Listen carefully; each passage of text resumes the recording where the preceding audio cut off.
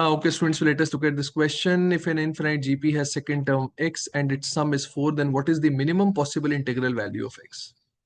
Students देखिए, normally जो हम जीपी में टर्म्स लेते हैं वो इस तरीके से लेते हैं A R square and so on, where A is the first term, R is the common ratio. I hope आप सबको ये पता है.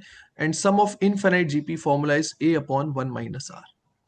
तो स्टूडेंट सेकेंड टर्म एक्स है, मतलब ए इंटू आर की वैल्यू एक्स है. इनफाइनाइट जीपी का सम 4 है, मतलब ए अपॉन 1 माइनस आर की वैल्यू 4 है.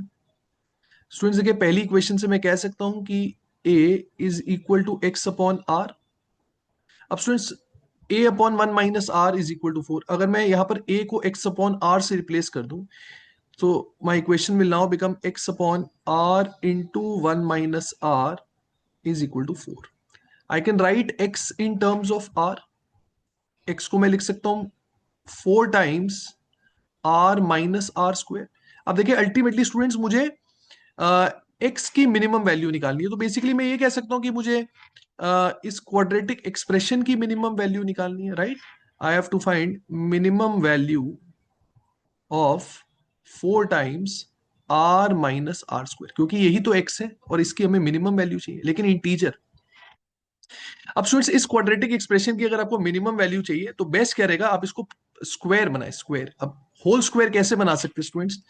उसके लिए सबसे पहला स्टेप क्या होता है, आई होप आप सबको पता है कि आर स्क्वायर के कोफिशिएंट को स्टूडेंट्स 1 बनाए. This is the first step. अगर आर स्क्वायर के कोफिशिएंट को 1 बनाना है स्टूडेंट्स, तो एक काम करता हूं, मैंने यहां से माइनस कॉमन ले लिया.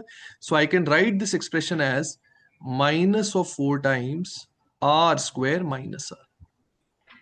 Now the next step is students, जब एक बार आर स्क्वायर का कोफिशिएंट 1 हो जाए, उसके बाद स्टूडेंट्स देखिए, आर का जो कोफिशिएंट है उसका आधा लेना है. आर के कोफिशिएंट का आधा. आर का कोफिशिएंट है यहाँ -1. -1 का आधा कितना? -1/2. जो भी आर के कोफिशिएंट का आधा आएगा स्टूडेंट्स, उसका स्क्वायर ऐड करना है और सब्ट्रैक्ट करना है. लिसन टू माय लैंग्वेज, जो भी आर का कोफिशिएंट है उसका आधा लेना है, उसका स्क्वायर ऐड करना है और सब्ट्रैक्ट करना है. ठीक है. So -4 times are square minus R. -1 का हाफ है -1/2, उसका स्क्वायर मतलब 1/4. 1/4 हम ऐड करेंगे स्टूडेंट्स इसमें और 1/4 सब्ट्रैक्ट करेंगे.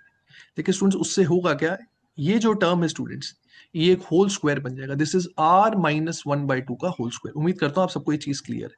तो इसको स्टूडेंट्स में लिख सकता हूं -4 टाइम्स.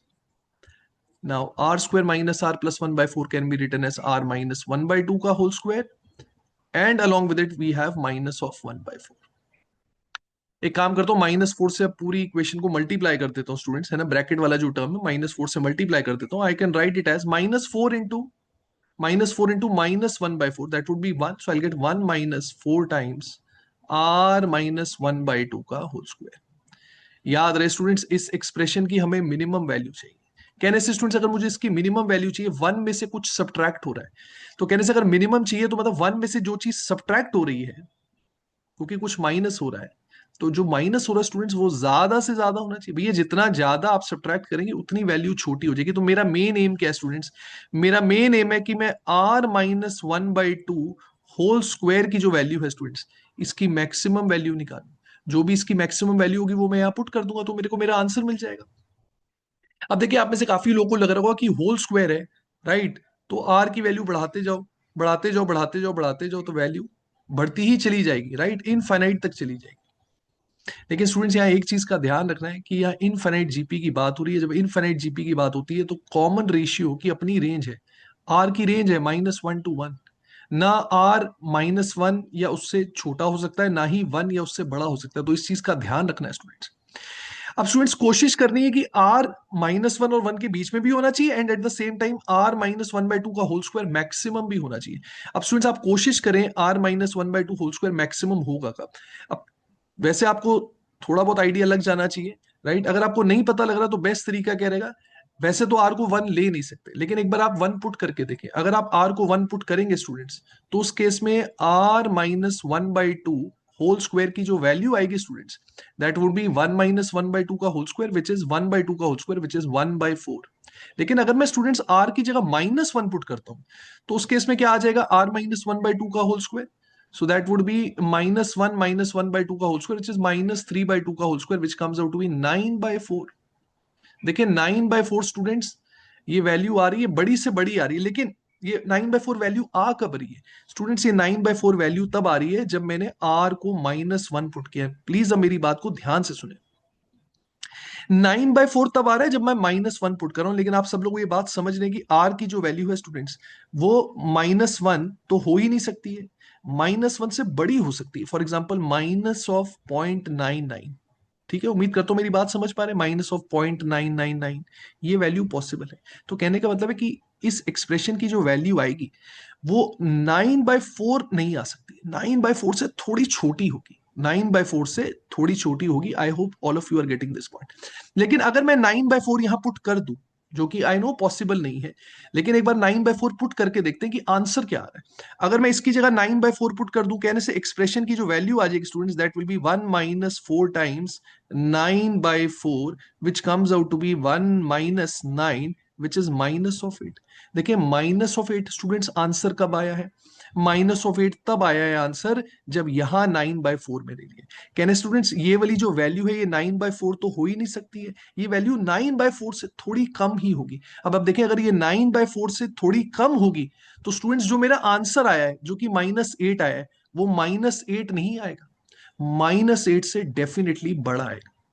ठीक है, क्योंकि आप जो चीज सब्ट्रैक्ट कर रहे हैं ना, वो 9/4 नहीं कर रहे हैं, आप जो सब्ट्रैक्ट कर रहे हैं वो 9/4 से कम कर रहे हैं। तो 9/4 से अगर आप कम सब्ट्रैक्ट कर रहे हैं तो जो आपका आंसर आएगा वो थोड़ा बड़ा आएगा, मतलब answer should be greater than -8 for sure.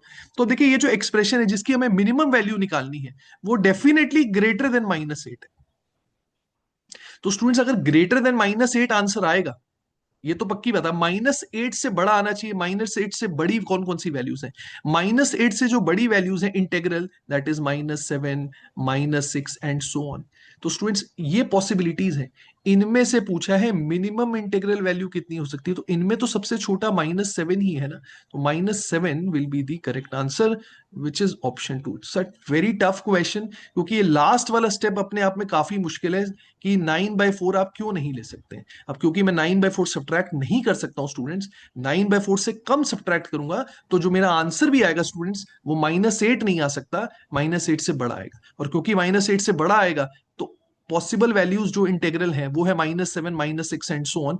उनमें से भी पूछा है कि मिनिमम कौन सी है, सो -7 will be the correct answer, which is option 2। उम्मीद करता हूं ये क्वेश्चन आप सबको क्लियर।